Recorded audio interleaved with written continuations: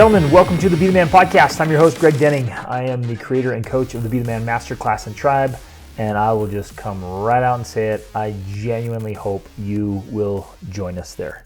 It's a tribe of really great men doing really great things, trying to be our best selves, and we have this chance, you guys, to be in a brotherhood, to be a support and a camaraderie as we each do life together and try to do it to the best of our abilities, and have a place where we have all the tools and the resources in there, and the tactics, the training, and then the team where we can hold each other accountable, we can cheer each other on and support each other in our challenges.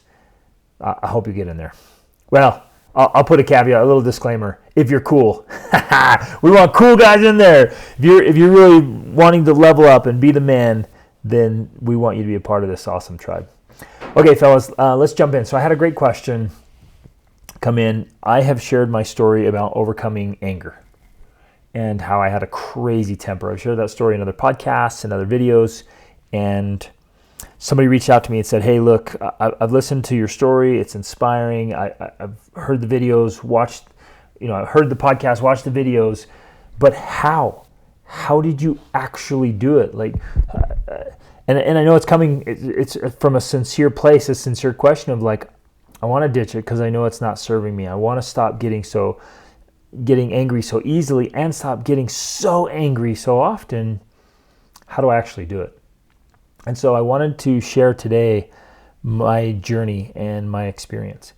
I kind of grew up in a broken home, right? And so things were tough. We were poor, living on welfare. My dad took off when I was really young. Stepdads came and went, and so there was a lot of conflict there, a lot of frustration. Just the natural element of stepdads coming and going, and the fighting that would happen before each divorce, and there was some conflict in the house, right? We fought as siblings, even to the point of physical violence sometimes, and then my mom, bless her, she had 6 kids, and we were rowdy and rough and crazy, and she would often, just in exasperation, use kitchen utensils across our backsides to get us to comply. But anyways, I grew up with a crazy temper. And what was interesting is I got told so many times that, you have that redheaded temper. Oh, redheads have a temper. You have the redheaded temper. I don't know why that's a thing. I've heard other redheads confirm they hear it too, as though hair color has anything to do with temperament. It's beyond me, but I believed it. I didn't know any different. I believed it. I'm like, oh, it's because I'm redheaded. I get so angry. And so I was never taught, never instructed how to master my emotions, how to control my emotions, how to direct my emotions. I didn't even know that was a thing. And so the temper kept growing, and I ended up fighting a lot, starting in elementary school. But mostly, I had a sense of right and wrong and goodness. I ended up fighting the bullies. I just have always had this frustration against the injustice of bullying, right? And I just don't like that. I don't like any kind of injustice. And so I would fight the bullies. And I started fighting quite a bit and fought through middle school and into high school. And then, as things got worse and worse for me personally as well, more frustrating, more irritation. I ended up leaving home at 16. And then I would get really angry, and I was angry at my parents. I was angry at anyone who did me wrong or did anyone wrong. In my book I'm writing, I tell the story of when I got jumped. I think I was 11 at the time, and these high school kids, I was 11 or 12, and these kids were juniors and seniors in high school, and they found us. We had snuck out of my friend's house, and we were just walking around, not doing anything. We were just walking around, and they found us. They wanted my hat, and somebody sucker punched me from the side. I fell down. I can't even imagine this. This blows my mind still. These kids are juniors and seniors. They find an 11 or 12-year-old boy, sucker punch him. So they surrounded me. There's 5 or 6 of them. They surround me, sucker punch me from the side so I didn't see it coming. I fall down, and then they all just kick me and kick me and kick me and kick me until I stop moving. And then when they finally stop, they're waiting, and I look up, and they gave me one last, this kid backed up, and it's like a full-on soccer kick or a field goal kick right in my face. Just bam. And that, I just can't even wrap my head around that the guys would do that. Even high school kids would, 6 of them would just kick a small child it's just beyond me. But anyways, that built the frustration, irritation, and I was just frustrated at life. And then when I moved out, I was broke and living in a bad area, and so I was lonely, and I was insecure, and I was shy, and I was frustrated and irritated and bitter, and man, I had the grudges and the resentment, and it just kept building. And anytime life was hard, and it was hard, there was often I didn't have enough to eat, I didn't have a place to stay, I felt lonely or scared or discouraged or whatever it was, right? Whatever the frustration or the pain was, man, I just let it, I bottled it up and let it grow. And so I had a crazy temper, and I got angry a lot, and I got really angry a lot. And so at one point in the journey, so this is where that's kind of the story in the background. And then I just dropped it. One day I just dropped, I'm like, I'm done. I'm going to tell you what was the catalyst and how I did it, but I'm done. And I think ultimately it comes down to the fact that I realized, like, it's ugly. Getting angry is ugly. Now, of course, there is a time to get angry. There is a time and a place where it is appropriate and right to be angry, and to have that, I don't know, maybe even call it righteous indignation. There's things to be angry about. One of them that still gets me so angry and so fired up is human trafficking and sex slavery and any form of abuse. Oh man, that gets me angry, and rightly so. But not to the point where it disables me or incapacitates me or negatively affects me, but just where it actually drives me, where it's effective, where it's valuable. And so even early on, I started to recognize, I'm like, anger doesn't serve me, and it doesn't serve you, gentlemen. Getting angry, having a temper, screaming and yelling, like, when has that ever actually served you and the people around you? Now, sometimes it may get results, and we get confused because we think, oh, wow, I get a reaction. If I yell or I get all upset, well, my wife or kids or people around me, they'll respond, right? And so this is what you're thinking. You're having this conversation thinking, well, it works. Or even if it's subconscious, you think, well, it works, right? It's effective because I got a reaction. But that's not effective. We can't confuse that. We can't confuse action and reaction to effectiveness. Not the same thing.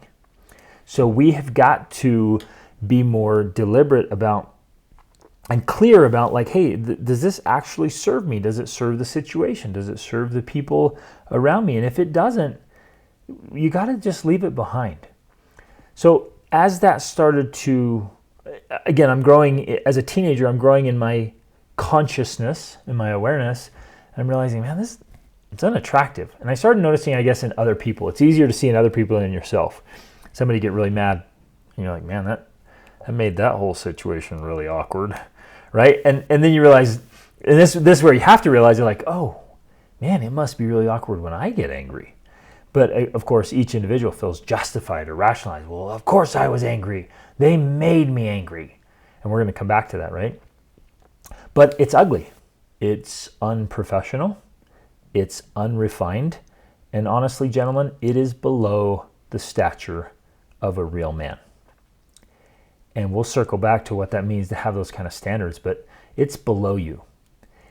And so when I realized that, and it took a while, so I wish I had a mentor. I wish I'd had a dad or somebody, a coach saying, hey man, that's really ugly. That's really unrefined. It's really, honestly, let's just be frank here, it's pathetic. It's pathetic when you get all angry and have these big ugly outbursts or whatever, even if some of you explode and some of you implode. Either way, it's ugly and it's small. And at some point I realized, man, only small men get bothered by small things. Let that sink in, fellas. Only small men get bothered by small things. I did not want to be a small man. And so I wanted to just ditch it, to let it go, to stop, because it didn't make me feel good. It didn't make the situation any better. In fact, it almost always made me feel worse and made the situation worse. So if it doesn't serve you, if it doesn't bring value, if it makes you feel worse and it makes the situation worse, even though you might get a reaction, right? Some of you use anger. And in fact, let's explore that for a minute, because if you use anger that way, it's actually a really messed up form of manipulation, whether it's in your family or at work or in society, in the community, wherever, where you're trying to get something done, and you use anger, you throw a little temper tantrum, you look like a baby. You look like an imbecile. And then if you use it for manipulation, you just like a jerk. And some of you, like maybe conscious or unconscious, you're using it as some form of manipulation. And so that just has to stop, fellas. It's just way below the refinement and the greatness. And I think the reason I kind of started to notice is because I would get glimpses from afar. I didn't have anybody, real role models. I had a couple come along here and there, and I was like, man, those guys are awesome. And they controlled themselves. They had what I could now call emotional mastery, right? They were in control of themselves, and they were in control of their emotions. And then I'd read great books, and things would happen in the books. And as I'm reading it, I'm getting angry, right? I'm sitting there like, oh no, yeah, right. And you just feel this rage rising. It's not even happening to me. I'm sitting here reading how it happened to somebody else. And then I was so shocked and inspired by their reaction, how they reacted with calmness, how they chose to be deliberate and in charge of their emotions in that moment. That was inspiring. Now, at first you might be like, well, they're so lucky they can do that, right? Or, man, that's amazing. I can't do that, but I'm glad they can. And that's just bogus. That's really just bogus self-talk, making an excuse for yourself. And so I stopped allowing the excuses. I stopped allowing the justification, the rationalization, and finally came to the spot like, you know what? If they can do it, then I can do it. That is game-changing psychology right there. If they can do it, then I can do it. And maybe here's another way to think about it. If it can be done, then you can do it too. And I was reading these examples of how it was being done. And then, of course, across the years, I've found those examples again and again and again. And through my own experience, through coaching others, through my family's experiences, and then meeting amazing men and women who do this, and then reading more and more books and reading these examples of how people handle themselves and keep control of their emotions. So ultimately, I realized it is a choice. And I want you to just capture that deeply in your heart and your mind and your soul. It is a choice, gentlemen. You choose how you feel. Now, most of us think we don't cognitively work through that process, or no one ever taught us that. So we assume because somebody does something and it, quote, makes us feel angry or makes us bothered, makes us frustrated, right? And we think that, and we don't pause to think through it. So we naturally come to the conclusion, almost subconsciously, but again, we're operating from childish conclusions, thinking, well, no, he made me mad, or she made me frustrated. The reality is, no one can make you feel anything. You get to choose. And I'm sincere about that.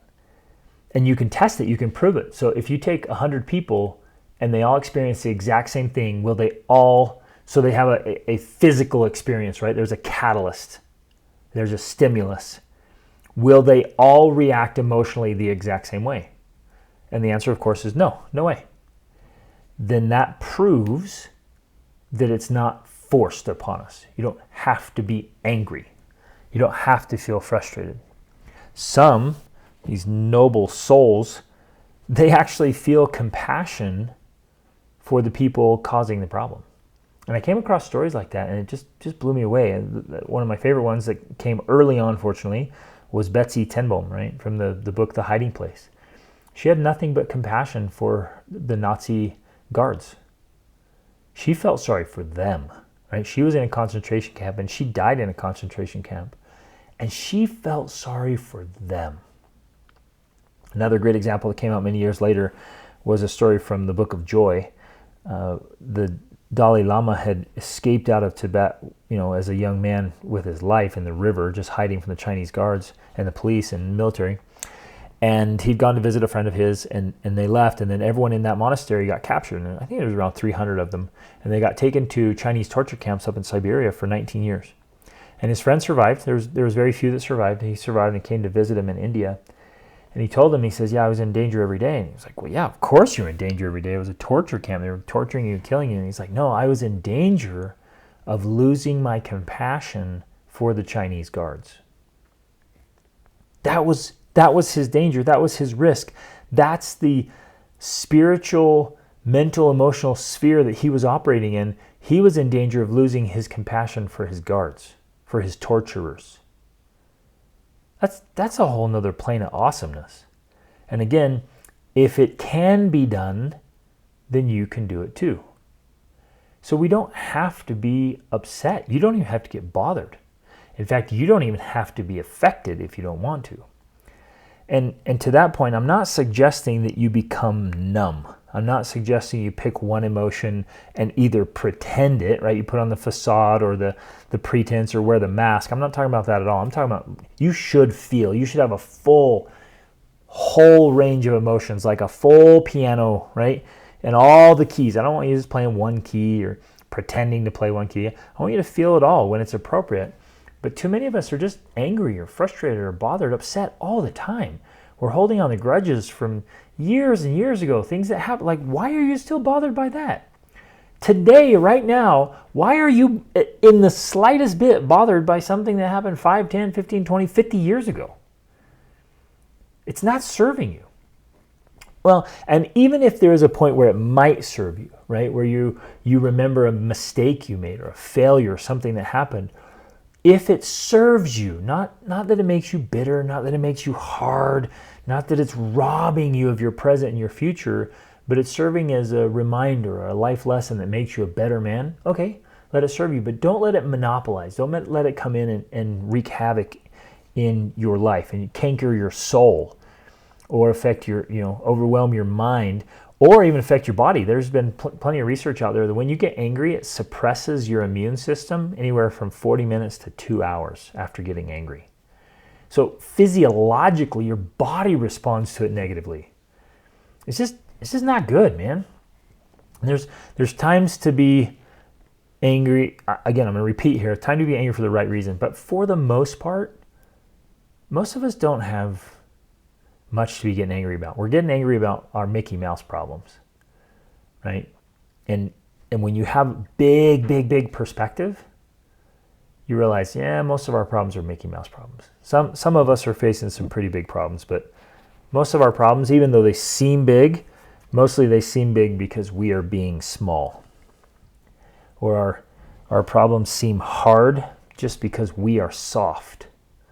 But if we were stronger and bigger and better, then our problems would be speed bumps, right?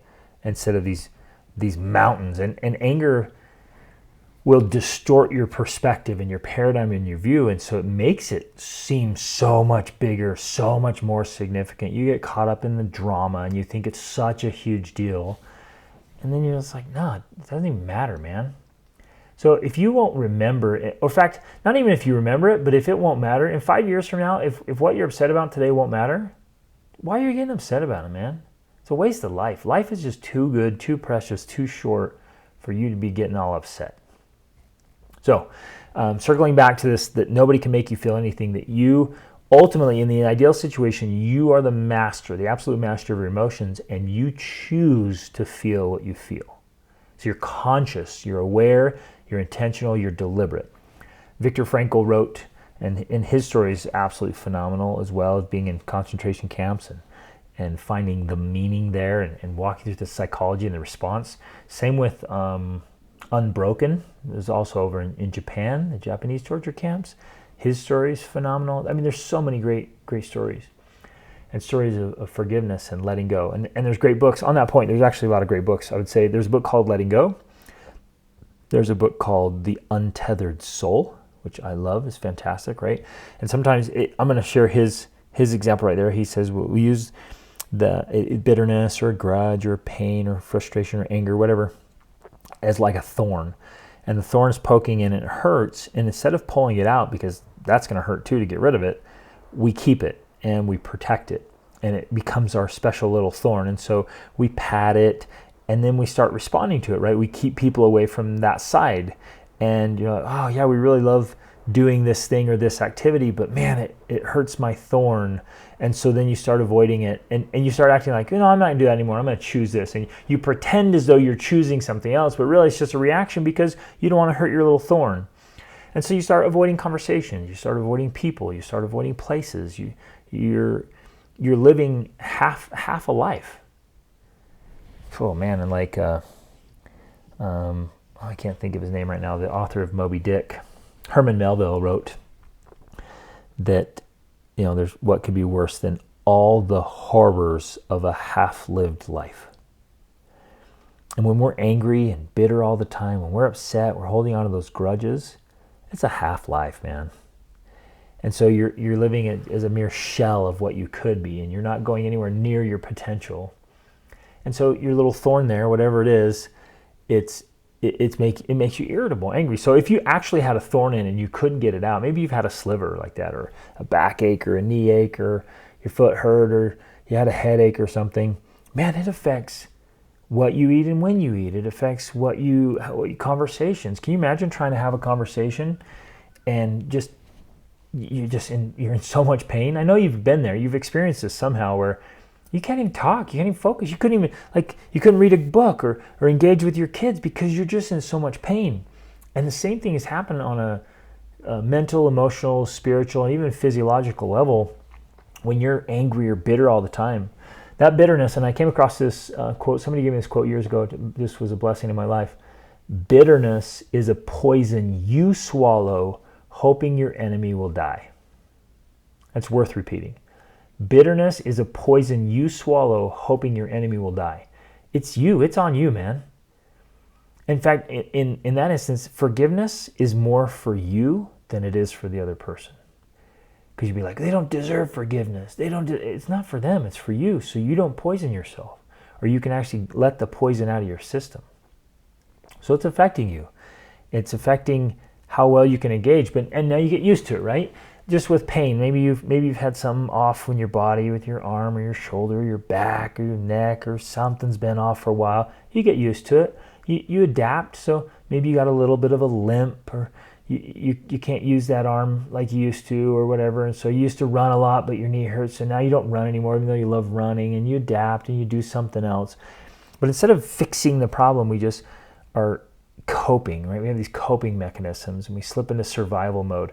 Some of you, because of your emotional bitterness or anger, or whatever it is, whatever is in there emotionally.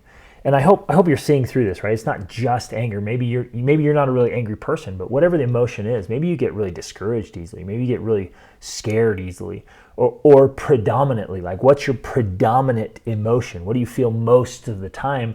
Or what's chronically plaguing you?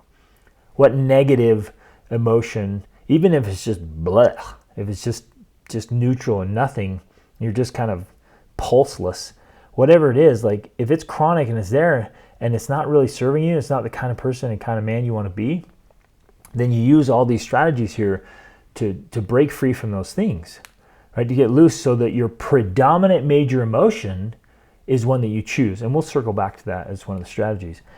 But I just want you to know, like, maybe you haven't noticed, maybe you have these coping mechanisms for so long that you're just living half a life, and you're being half the man. You're just a fraction of who you could be, and who your wife needs you to be, and who your kids need you to be, and the people in your circle of influence, and people that are not in your circle of influence right now because you've been holding yourself back. In all honesty, you've been playing small. All at an emotional level that's holding you back in every other way. There's ideas you either haven't had or haven't acted on because of this. There's opportunities you've missed or not taken advantage of because of this. There's a lot of life, gentlemen, that you have missed because you have chosen to live with and maintain these negative emotions. Now, for some of you, honestly, maybe you never knew this before. Maybe this is new to you, or you've heard it, but you just didn't quite know how. And so maybe it's not your fault. You're just like, I didn't even know this was possible, and I definitely didn't know how to do it. And so today, let today be the catalyst for change. Where let's today be the line in the sand, where the day you're listening to this is a line in the sand you step across, and you don't live by that anymore.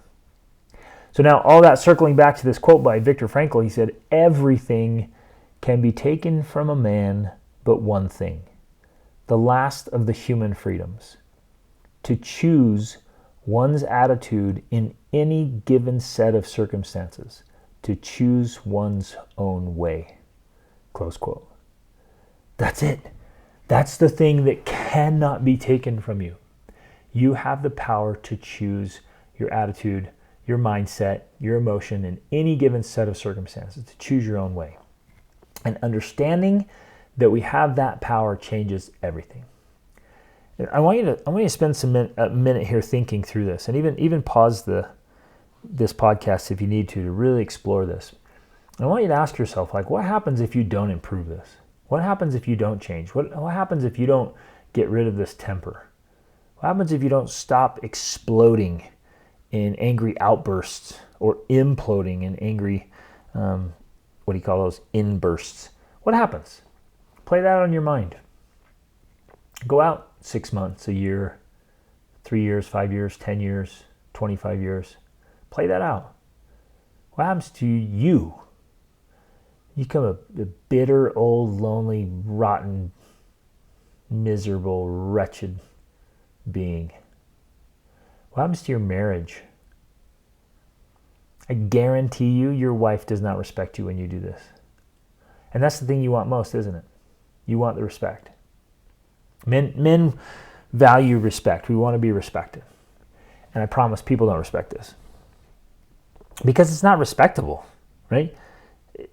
If we want respect, we have to do respectable things. And these angry outbursts, they're not respectable at all. I don't care where you're at or what you're doing, how many millions or billions of dollars you've made, or your titles or positions or all that, whatever. This is below you, and it's below your potential. It's below your personal greatness. So what happens? Play it out with your kids. And you can see it around you. You can see the examples all over the place. It isn't like we don't know what's going to happen. You've seen it.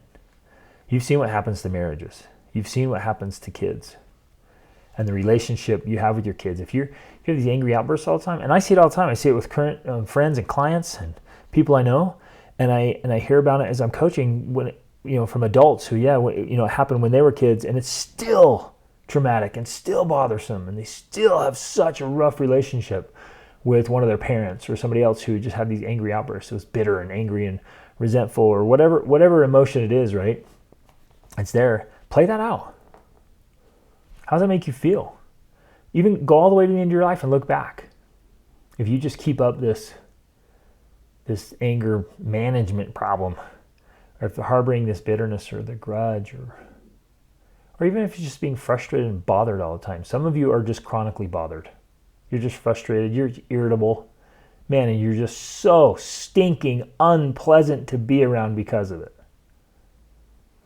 You know what I'm talking about. I'm being frank here, brothers. I'm being straight with you because we need to drop this crap. But play it out in your mind and feel it. What happens if you do not improve this? See it. See it like Ebenezer Scrooge did in the Christmas Carol. Play that out. Feel the pain. And really feel it. Maybe write it down. If you can journal about it, write about it, think about it, talk to people about it. Like get this resolution. In fact, on that point, like this one thing would be worth paying so much for, to get coaching to overcome this. Right? If you came to me for one-on-one coaching specifically for this, to overcome anger, it would be worth it. Man, any price you'd have to pay would be worth it for this. Any sacrifice you have to make, anything you need to do to change this would be infinitely worth it. So play that out on the negative side. Now flip the switch after you do that and do it thoroughly and feel it. Now what happens if you do change? And play that out. Go out 6 months, a year, 3 years, 5 years, 25 years, 50 years. What happens if you do change?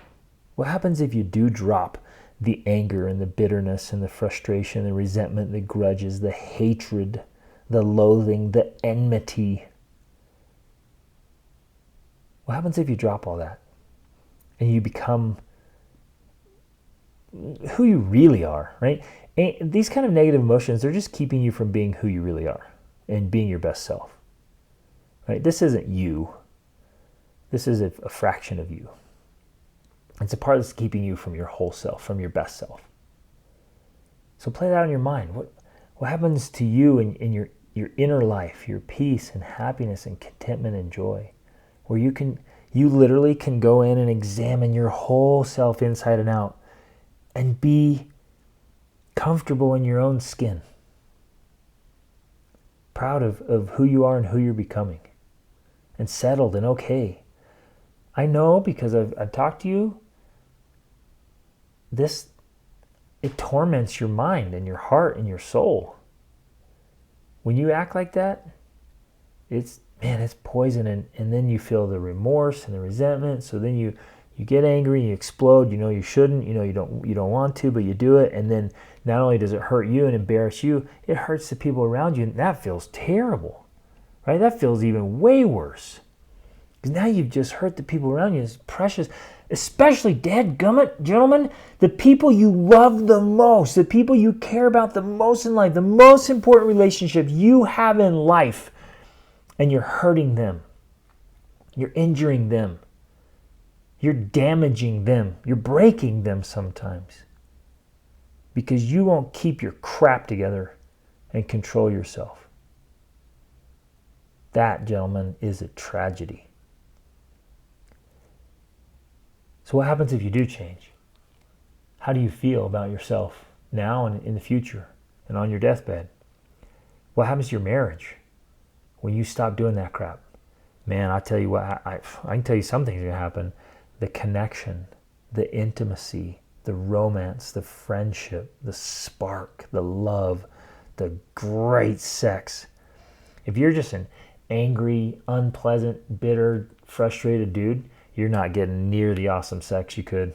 Because actually that deep sexual connection, it's an emotional thing. It's far more, when you're doing it right and when you're doing it well, it's far more emotional than it is physical.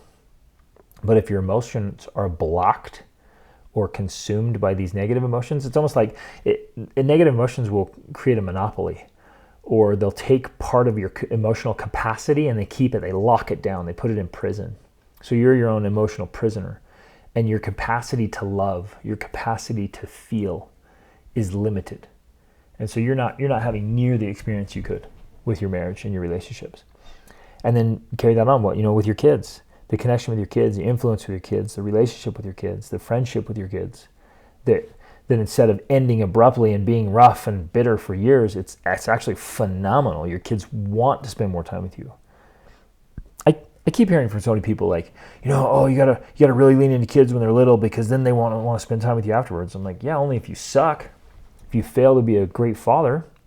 If you're a great father, your kids will want to have a great relationship with you their whole lives. And it's amazing. And we're loving it. We have a phenomenal relationship with our kids. And Rachel and I have a world-class marriage after 22 years of marriage at the time of this recording. And our kids are becoming adults and still want to reach out and have a relationship and friendship, still go on adventures with us, still have this, and we still have massive amounts of influence with them. Because we're not dealing with this crap, right? So play that out. And what influence could you have at work and in society and the community and the world? What impact could you have? How would all your relationships with your patients or your clients or your customers be better? Your neighbors, your friends, the people in your church, the people that work for you, or the people you work with or work for. Man, this could change everything. So it has to happen, gentlemen. All right, so one of the things, let's hit a couple things. I'll share a few things that have worked for me. Read those great books.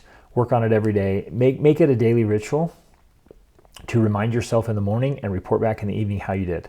If you're really serious about this, and I invite you to get very serious about it. In fact, I challenge you, if this is a struggle for you, I'm going to give you a direct challenge here. I challenge you to take this so seriously. Make it your absolute priority. This has to happen. Make it non-negotiable. And you get up in the morning, you write down a commitment, and you can rewrite it every single morning. It actually, with tactile movement, literally get a notebook and just rewrite it, your commitment, your goal, and then check in with yourself midday and in the evening. Set alarms on your phone, set alerts, ask the people around you to hold you accountable, set up heavy consequences. If you blow up, if you act like an idiot, if you're just even unpleasant to be around because of it, if you fall in your old pattern, there has to be heavy, hard consequences. And the bigger you make the consequences, the more likely you are to change. Make the consequence way more painful than the pain itself and the embarrassment and all that garbage. So set up consequences, set up alerts, set up reminders, hold yourself accountable, get others to hold you accountable, get coaching if you need it, reach out to me. Get the people around you to help you change. And then check in with yourself. Be absolutely accountable and responsible. Take full ownership for all your actions and all your emotions. Be absolutely 100% responsible for your emotions. Be responsible for the energy you bring, the energy you create, the energy you produce. Be responsible for the emotions you feel and the emotions you radiate out. Because that's the one thing you can never ever stop, is radiating. Every human being radiates. Every man radiates. And like it or not, aware of it or not, you can't avoid it, you can't change it. We radiate. So be responsible for what you're radiating. Be responsible for what you're feeling. And who you are on the inside reflects on the outside. And then the things you do, the operations you have on the outside, seep to the inside, right? So if you have these patterns and action, things you're doing on the outside, it'll seep in. Now you can gain mastery over that, and so it becomes more like water off a duck, right? Where you can keep the negative at bay, keep those things outside. And so you got to be real deliberate about your environment, about your actions, about things you're doing, and you got to facilitate this, right? And work on the inside. It's an inside job. So it starts from the inside out. So anything that's on the inside, any garbage in there has to come out. And it's not going to be comfortable getting it out. It's going to feel nasty. And there's going to be a lot of emotions come up. But let them come up and then let them go. Release them. Get them out of your life. If you're struggling with certain things, write about them. Write them down and then burn the paper. I have my clients do this. Write it down, burn the paper, tear it up, spit on it, step on it, crush it, throw it away. Do whatever you got to do. Flush it down the toilet. Like, you do your thing. Get it up, get it out, and let it go. Most guys bring it up, they start feeling it, they shove it back down there, and they're trying to avoid it, right? They're brushing it under the carpet, they're hiding it in the closet, and they're just keeping hold of it. And so they got rats, rotting, putrid rats rotting in the cellar of their souls. That stuff's got to get out. So get it out, bring it up, process it, get it out of your life. Then deliberately fill your mind, fill your soul, fill your body, fill your life with good things. So much so that there's literally no room for other crap. If you will be proactive in feeling good things and thinking good things and doing good things, it just doesn't leave room anymore for the negativity. And if there's toxic relationships or circumstances in your life, people, figure out a way to avoid them, get away from them, not be around them anymore, not give them time or space or energy or any real estate inside of your head or your heart, right? You got to be deliberate about that. And we're to a place, we've been like that for years and years and years. We got so deliberate about this so long ago. We're like, no, life is way too good to have all kinds of crap in your head or in your heart or in your life. So just push it out, be intense about it, be really deliberate about it, be committed to doing it, right? If you're going to achieve greatness, you got to be super committed to these things. So it's like, you can't be wishy-washy, you can't be here and there. Just live life on your terms. Learn to say no, right? If it's not an absolute yes, then it's an absolute no. And just live by that, man, and be unapologetic about it. Get it out of your life and don't let it back in. We've got to be more fierce, more in charge, more committed about keeping borders and boundaries for our minds, our hearts, our bodies, and our lives. Set up a guard. And mentally, and actually literally too. I mean, you set up a guard for what kind of music you listen to, what kind of movies, what kind of input determines output, right? And any kind of relationships, any emotions. Like, no, that's not allowed around here. That kind of crap, it's gone. And set up guards. Set up guards for your mind and your heart and your body and your life and your house. And be intense about it, man. Don't allow that crap anymore. Some of you, like your environment, your input, your experiences, your relationships, all this stuff, so negative all the time, and it's overgrown. It's like a nasty, poisonous weed that has completely overgrown the garden of your existence. Another strategy is to wake up each morning and choose a very specific emotion for the day. Choose the emotion you want to feel. Like, circling back to that idea of like, what's your major predominant emotion? What are you feeling most of the time? And then contrast that with what you want to feel. So get up in the morning, and we have our clients do this. We have a challenge, right? We have a 28-day tracker, and on the tracker, one of the things you do is you choose your emotion for the day. And it can be the same emotion most days, or you can say, depending on what the day is, you get up in the morning, you're like, what am I facing today? What's on the calendar? What's on the schedule? What do I want to feel? It can be peace, it can be tranquility, it can be excitement, it can be love, it can be energy, it can be like calmness, stillness, like whatever. You just get up and choose your emotion. and the one that serves you best. And don't default to be like, well, this is my personality, this is how I am. That's bogus. In fact, I just finished reading a great book called Personality Isn't Permanent. I recommend it. It's a phenomenal book. And he just gives examples after example and science after science and research all in there. It's like, no, it's your personality is shaped by all the things we were just talking about, by your environment, by what you're doing, by who you're around, by the thoughts and feelings you have. Like, that's what's shaping your personality. We often think it's our personality shaping our thoughts and actions and reactions. It's not. It's those thoughts and actions and reactions that are shaping our personality. So bogus. I'm calling bogus on all of it. No, it's just the way I am. It's the way I've always been. Well, you were trained that way. Everything you do, everything you are is training. It's conditioning. You've been conditioned to be that way. So change. Change right now.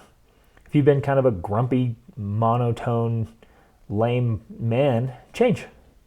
Choose your emotion. Choose the emotion that would bring you the most joy and serve you and the people around you the most, especially the people around you. Think about them.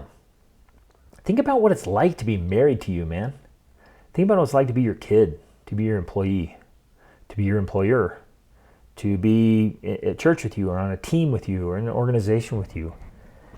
Be thoughtful about that and really sensitive to it. Like, what's it like? And then change and say, man, what do I want to be? What's the best personality? What's the best emotion? What do I want to radiate out to others?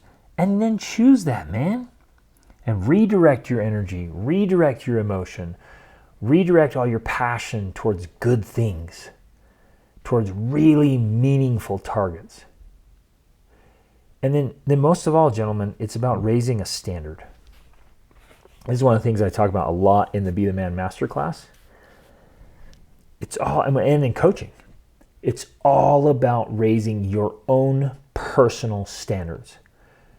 And what I mean by that in this instance is like you have this standard. You're like, you don't allow pathetic behavior from yourself. It's absolutely unacceptable, non-negotiable, period.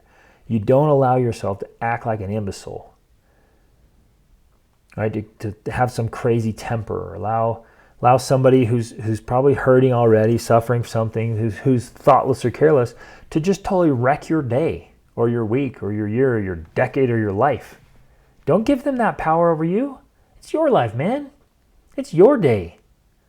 It's your body. It's your mind. It's your emotions. It's your heart. You be in control of what's going on in there. Don't hand that power over to other people. Some of you are going along through life just handing out power to any random stranger or whoever. So here, stranger, random stranger, why don't you determine how I feel today? And they could care less about you and your life. And that's why they treat other people that way. And often because they don't respect themselves either. They could care less about themselves or their life. Or maybe they've been through some really hard things, so they just do whatever. Raise your standard, gentlemen. Refuse to operate at those low levels, right? And those negative emotions have low energies. They have low frequencies. So change that. Raise that standard and say, nope, I'm not going to allow that anymore. I'm going to raise my standard for how I live and who I live with and around and how I do everything. And when you do that, man, it'll totally transform the way you feel, and that your feelings, your heart, your emotional, it's a power plant for life. And it's affecting your mind and your body. And like I love to teach, man, everything affects everything. So get clear about this and start making it happen. Love you guys. Thanks for listening. Thanks for being here. Thanks for being a good man and wanting to be the best version of yourself, the best husbands and fathers and leaders and businessmen you can be. If you like this podcast, go ahead and leave it a review up to 5 stars for me. Take a screenshot, share it with friends and family and colleagues. And remember to subscribe. If you haven't subscribed to the podcast yet, go ahead and subscribe and let's do this together. And if you're in a spot right now, if you're ready for coaching, I mean, I have a full coaching schedule, but often when men reach out and like, hey, they're deliberate, they're intentional, they're committed, I squeeze them in to help them reach their goals and become their best self. But also, man, you're invited to join the Be the Man Masterclass and Tribe. Get in with this accountability and brotherhood, and you jump in there and tell them what you're working on, what you want to do, and again, the support in there, and then the trainings inside the masterclass, right? It's priceless stuff, man. Sharing all the lessons. I've been studying this kind of stuff voraciously for over 25 years. And I'm sharing the best stuff that I've learned and still learning and still training. and get that in there. But love you guys. Thanks for being here. Thanks for caring. Make it matter, gentlemen. Make it matter. Grab that knob, that virtual knob of importance, and raise the importance. Make this matter. Don't go on any farther.